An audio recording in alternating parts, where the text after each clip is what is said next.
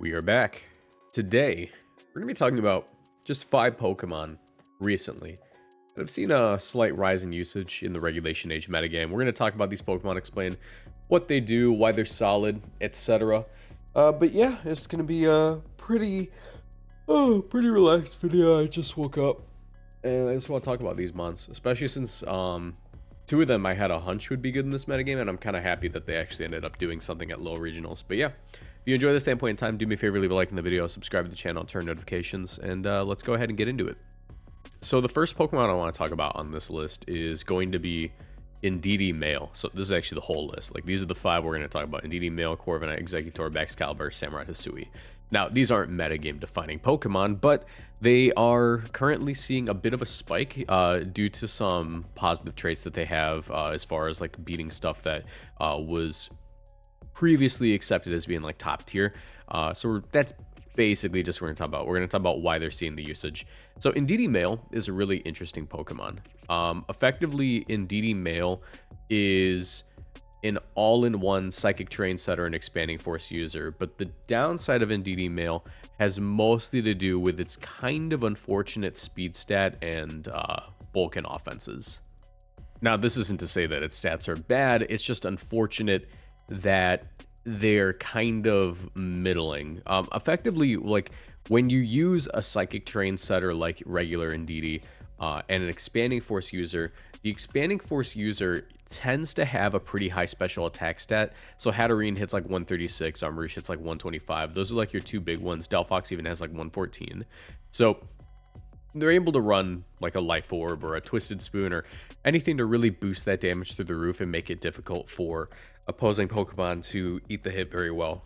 Well, Indeedee-Male, because it is all-in-one, it has Psychic Surge and Expanding Force at its disposal.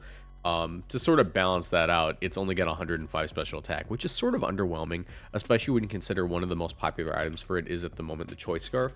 And this is because it makes it so Indeedee-Male is a really powerful endgame sweeper with Timid Nature, max speed, max special attack. You can even go Modest Nature, I'm pretty sure, because you're base 95. Yeah, you still outspeed Pokemon like Dragapult with the Choice Scarf. So if you go like Terra Psychic, Modest, max speed, max special attack, you're able to deal a lot of damage to a lot of Pokemon to the point where they genuinely have trouble leaving the hit. As you can see here, Modest, Terra Psychic, Indeedee-Male in Psychic Terrain with Expanding Force is actually going to go ahead and have a really high chance to one-shot 4 HP Dragapult. Basically, if a Pokemon doesn't have really solid bulk, if it's just like normal bulk, you see Dragon Ball has 88, 75, it's not going to be taking the hit well. Other Pokemon that just really don't enjoy taking this hit are going to be the Pokemon I have listed on screen. Rillaboom, well, it's not that Rillaboom doesn't enjoy taking the hit. It can eat the hit pretty well, especially considering it can set up Grassy Surge. But it's that as a grass type with Grassy Surge, it wants terrain dominance, and Indeedee being able to override its terrain is actually really powerful. But the Pokemon that don't want to eat the hit are going to be like a Moongus, Sneasel, or Annihilape. And like Annihilape is a really big one since it's known for the bulk it runs and the fact that it really likes to get like set up and take a lot of hits and then spam Rage Fist. But as you can see, Expanding Force, even against super bulky Annihilape, is going to be a one-shot, 109 to 130. And if they end up terastallizing, it's still decent damage. You can see that Terrafire Annihilape is going to be taking like 50% from it. And since you are part Psychic type and part normal type, you're going to be taking neutral damage from Drain Punch. And if you're not terastallized, then you're actually going to be completely immune to Rage Fist, which is a really cool niche for it. But yeah, Indeedee is really cool for that. I really enjoy this Pokemon. Having it hit this speed tier and at the expense of not hitting super hard actually makes it like a really terrifying Pokemon to clean up matches with, and it pairs well with like Unburdened Psychic Seed Sneasler or Psychic Seed Corviknight. And another thing is that, like, not Annihilate, but Archaludon, even though they tend to run like Assault Vest, even Assault Vest Archaludon doesn't like taking Terra Psychic Expanding Force. It's going to be a 4-hit KO versus pretty, especially defensive ones with the Assault Vest. And while a 4-hit KO doesn't sound like super impressive, you have to keep in mind that like any amount of substantial chunk to its HP in, against a Pokemon that likes to have like a bunch of defense boosts and be pretty untouchable on the physical side is going to be super useful. Like, just, it's really good consistent chip damage. And if they're not running the Assault Vest item, if they're running like, Power Herb, which is a more common item nowadays. Not more common the Assault Vest, but it's becoming a more common item. Expanding Force is going to be nearly 2-hit KOing if you Terra Psychic. So, and even without the Terra, you're gonna like 3-hit KO. So this mon, very solid, very good into a lot of things in the metagame. I think the main reason you see it kind of popping up is like for Sneasler and for terrain control, since Sneasler is a very annoying Pokemon that is going to be able to outspeed most Pokemon in the metagame. Scarf Indeedee-Male is just really reliable. But even if you're not running like just the Choice Scarf set, there's a few different ways you could actually get a lot of value out of this. I really like running Terra Blast, Terra Fighting with like a Focus Sash, Protect, and Trick Room, because it is a solid Trick Room setter, even though you're running like, you know, Timid, Max Speed, Max Special Attack. If you go like Terra Fighting, you're going to be able to deal pretty substantial damage to King Gambit since it's ×4 super effective, and you're also going to be able to set up Trick Room for partner Pokemon with that Sash while also not being able to be faked out. So this mon's very, very good right now.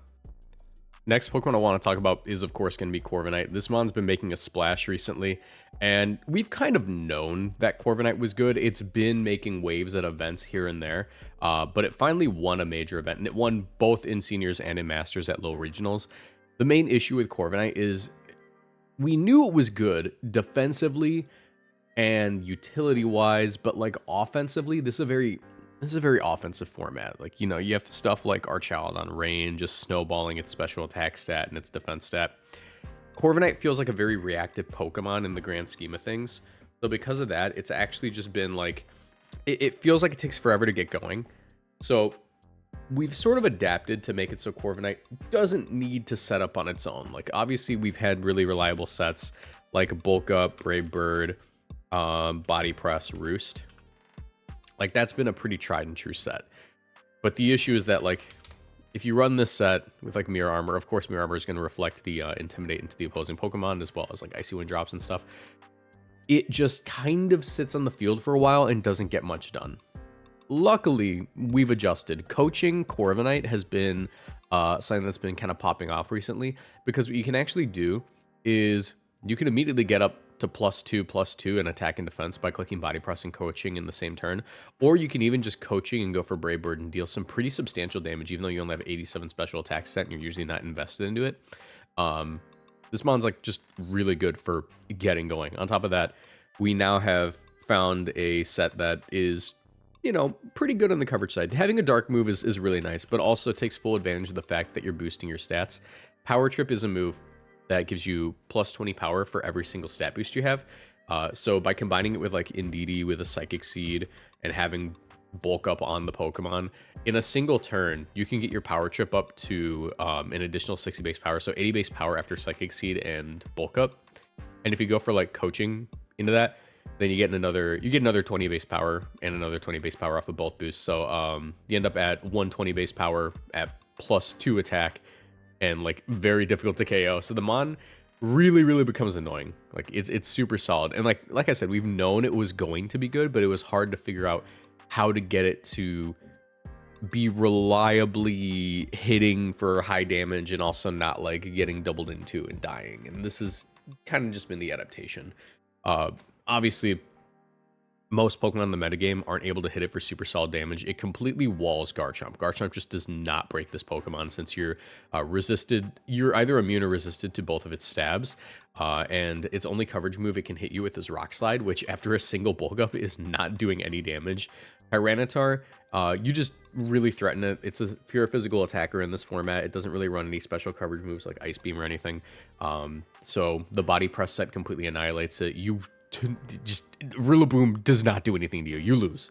If you're running Rillaboom to Corviknight and it's a 1v1, you lose. I don't care if you crit your Wood Hammer. That's ×4 resisted into a Pokemon with 98 HP and 105 defense.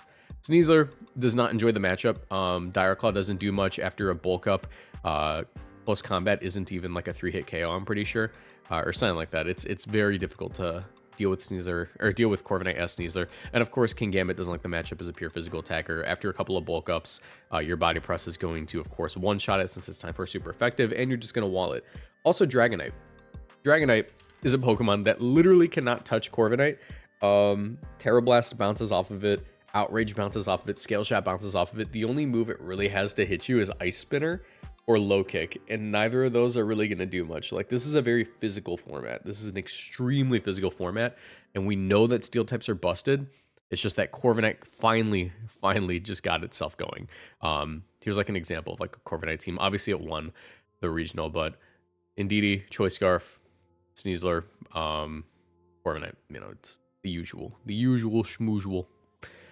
Next up, Pokemon that I don't think anyone really predicted making a wave in this format, but has sort of been picking up because of how it performed at both Louisville and Lille regionals, is Exeggutor. This mon's kind of cool. Only 55 speed, but at level 50, if you run a Modest Nature and max out at speed, it's hitting 107, which is enough to outspeed Jolly Polt at Under Sun with Chlorophyll. So people have just been running like, you know, Exeggutor with like a Life Orb or like a Sash or whatever item you want on it. And it's able to just be a very funny roll compression Pokemon. Because typically, Sunroom teams have a Torkoal, an Indeedee, a Lilligant, and like an Expanding Force user in the back. What Exeggutor does is it gives you a Pokemon that not only beats opposing Lilligant because you're a Psychic type that is immune to Sleep Powder, and resistant to both fighting and grass moves, but it's a roll compression in that your grass type with Sleep Powder is also your Expanding Force user. So with Expanding Force, Trick Room, Leaf Storm, and Sleep Powder, it's actually really terrifying, because Modest Nature, you have base 125 special attack. Your Expanding Force is hitting as hard as Armarouge, and since you're already immune to, or since you're already like immune to grass moves, or not grass moves, to Sleep Powder, you don't need to Terra to avoid like sleep or anything. Into Garchomp, you have a much better matchup since you do have some pretty substantial bulk at 95, 85, 75, but also you're not weak to ground moves like Armarouge is. So Earthquake isn't really a thing you have to deal with. And like I said, it just hits like a truck. And into Dondozo, it's like really nice. So like Pokemon it does really good into: Sneasler, Annihilate, Dondozo. Generally speaking, water types do not want to have to deal with this guy. If I could turn off my caps lock, oh my god. Yeah, Primarina gets absolutely annihilated. And Dondozo is actually like a really funny case because Dondozo tends to run unaware. So if you actually go ahead and you like take your Exeggutor, offensive Life Orb Chlorophyll, and you see a Dondozo, right? And they're like bulky. Your first Leaf Storm, even if it doesn't KO, right? Like let's say they're at like +2 special defense because they have the Tatsugiri in their mouth. Your second Leaf Storm will KO because it ignores the drops. You can just Leaf Storm and Leaf Storm and Leaf Storm because unaware Dondozo just doesn't notice that you had a special attack drop, and that's like really funny. Also into Clefable, you can just Leaf Storm Clefable twice. I actually wonder how much that does to Clefable. It might be a 2-shot with the Life Orb. Leaf Storm, yeah, Leaf Storm is a 2-shot with the Life Orb on Clefable. That is very funny. And if you're in Psychic terrain, of course, your Expanding Force is going to hit pretty hard too. So Exeggutor, really awesome. I'm trying to see what was the highest that it placed. Yeah, we see Exeggutor on this team by Mark Cotter. You can see it's just roll compression. Instead of a Lilligant, you have the Exeggutor, and it's able to fill the Expanding Force roll as well as the Sleep Powder roll. So yeah, this one's very epic. Next up is Baxcalibur, which is a Pokemon that I didn't expect to see do super well. We know it's good. Baxcalibur's never been like a bad Pokemon. It's always existed. But now is like a good time for it in the metagame because it's able to do a few things. I've seen a lot of Terra Ghost Baxcalibur recently with Loaded Dice. And Loaded Dice is really cool for it because obviously it has access to like Icicle Spear and Scale Shot. And once you like get that Scale Shot off, you're going to be outspeeding a lot of important Pokemon. So like let's say you go level 50. A lot of Dragonite at the moment are hitting, you're at level 50. You just want to make sure you outspeed like Adamant Pole, right? So I forget what the number is. I think it's like it might be 131 or something. But Baxcalibur, because of its like naturally higher speed stat, can actually hit like a similar speed tier.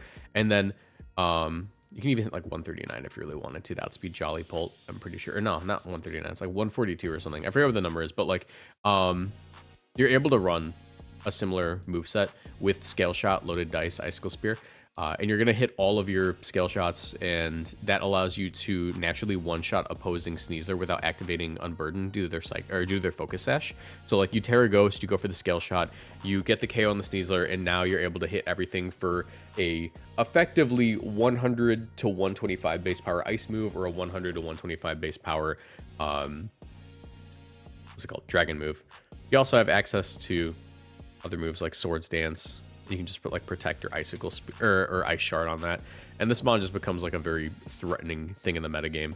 It also has really good matchups. Obviously, Garchomp does not like facing this guy at all. If you tear away your weakness, you're gonna win the 1v1, because while Garchomp does have, you know, 130 attack, this thing has 115 HP and 92 defense. It's gonna eat the hit pretty well, and you're gonna win the War of Attrition. Into Rillaboom, you completely wall it. It gets completely messed up. Earthstone and Blood Moon doesn't like dealing with this thing. Neither does Base or Saluna. They have to like Terra to make sure they survive the Icicle Spear, because that move just, it hits so hard. And of course, Multi-Scale Dragonite gets absolutely bodied by this Pokemon, since it cannot live Icicle Spear, since it hits more than once. Same with Scale Shot. So you can like Scale Shot into these guys, and it's just like a really reliable mon at the moment. I'm trying to figure out, where did it place? I'm pretty sure it placed like 3rd on that Dondozo team. Yeah, and you like pair it with like coaching, and it becomes super difficult to deal with. So yeah, this is definitely a coaching metagame. Coaching has become like one of the best moves in the game. It's so cool. And the final Pokemon I want to talk about is, of course, going to be Hisuian Samurott. Now, Hisuian Samurott's really cool, and it's mainly because it is a perfect wall to Golden Go, especially with the Assault Vest. Since you resist both of its stabs as a Water and Dark type, you're going to resist that Ghost move. You're also going to resist Make It Rain, which is a Steel type move. And even though it only has like 108 attack, it really makes that 108 attack stretch really far, because with the ability Sharpness, all of your slicing moves are increased by 50 power, or are increased by 50 base power, by 50% their base power, and you're gonna have access to a lot of these really powerful moves then. So like Aqua Cutter, a 70 base power move, now has a 50% increase, so you add 35 to that, it's 105 base power. Ceaseless Edge, if you want to run it, it basically turns into consistently the same power as Knockoff with an item, while also setting up spikes, but I think that most people actually just prefer to run Knockoff. You also have access to Aqua Jet, and your final move, it can either be like, you could also technically run like Night Slash if you want the high base power on your dark move, but the final move is almost always going to be Sacred Sword, because Sacred Sword allows for you to ignore the defense boost on a lot of important Pokemon like Archaladon and hit it for consistently high damage. 90 with a 50% increase in power is going to be 90 plus 45, which is 135 base power, which is really stupid because that's stronger than Close Combat. I don't know if you know that Close Combat is 120 base power. If we just, you know, I'm sure you guys believe me, but you know, Close Combat, 120 base power. There's a couple of different Terras you can run for this guy. Terra Stellar has been something that people have like looked at. I like Terra Fighting personally, just because I like being able to lock in that Sacred Sword and deal a ton of damage. But this mon is very strong at the moment. It's able to deal with the busted steel types, and also just have like a positive matchup into Psy Spam. So obviously you deal with Golden Go, that Knockoff or that Night Slash will deal a ton of damage. If they want to go for Terra Steel, you now have Sacred Sword. King Gambit gets one shot by Sacred Sword. Archaladon doesn't get one shot by Sacred Sword because of its naturally high defense. But if we actually just like run the calc here, Samurott Hisui, bulky citrus attacker, adamant 52 versus an Archaladon, we can actually see that Sacred Sword is going to be a 2-shot, and since you ignore the defense boost, it's always going to be a 2-shot. Like, they can boost up to +6 if they really want to. It's not going to make a difference. Well, did I miss it? Yeah. +6 does not make a difference. And if you end up running the Terra Stellar set, that Terrestrial Sacred Sword is going to be doing a pretty substantial amount, 73 to 86. And if you want to go with Terra Fighting instead, it's going to be dealing even more, since it's slightly higher than Terra Stellar, 91 to 107. So you just get like sometimes a clean one-shot. But yeah, these are just some Pokemon that are currently seeing a rise in usage. It's just because like they just have like a really nice place in the metagame right now. So I just wanted to talk about them briefly. If you guys enjoyed this video at any point in time, do me a favor, leave a like in the video, subscribe to the channel, turn notifications, and I'll see you in the next one. Bye.